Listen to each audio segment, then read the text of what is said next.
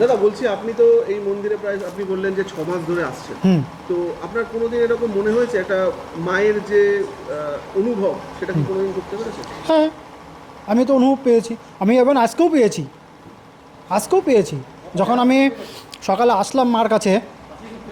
হ্যাঁ, সকালে দেখি মার মুখে হাসি, যে হাসিটা আমি সামনে পাইনি, কেন আমি ঘট নিয়ে গেছি তো এখান থেকে, যার জন্য মা খুশি আছে। কিন্তু আমার ঘরটা নিতে একটু দেরি হয়েছিল, কেন কি আমার চাকরি ব্যাপার ছিল, আমি চলে গেলাম পুজো করে, তো এখান থেকে আবার ছুটি নিয়ে এসে আমি নিয়ে গেলাম। কিন্তু আজকাল যেটা আমি মানে মা যেটা দৃশ্য দেখলাম, আমি আশা করি ভক্তদের এসে একবার দেখা উচিত, যদি মন থেকে আসে।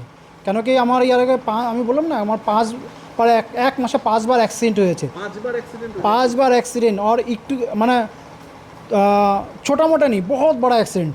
मेरे गाड़ी ख़त्म हो गया, सब ख़त्म हो गया, मेरे ये सारे फटे हुए हैं। मैं हॉस्पिटल में था, मैंने एक चीज़ बोला था डॉक्टर को, मुझे सेंसलेस मत करो, जैसे है आप ऐसे मुझे सिलाई करो जो भी है। मैंने वहाँ से उठ के आया, मैं घर में बैठा, पूरा ब्लीडिंग हो रही है, मैं हॉस्पिटल पे भी नहीं रुका। मैं सिर्फ एक विश्वास था मेरे मन में, वो मेरी माँ। मेरे घर में भी आपका स्थान था, मैं ब्लीडिंग हो रही है, सब मुझे देख रहा है लोग।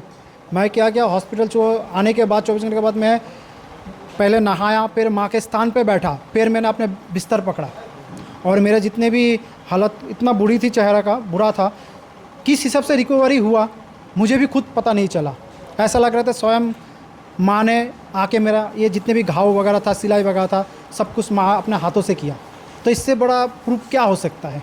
क्योंकि मैं प्रॉपर प्योर बंगाली नहीं बोल पाता हूँ, ये थोड़ा सा दिक्कत है, क्योंकि मैं काफ़ी सालों से बाहर रहता हूँ, इस वजह से। जय मां मनसा।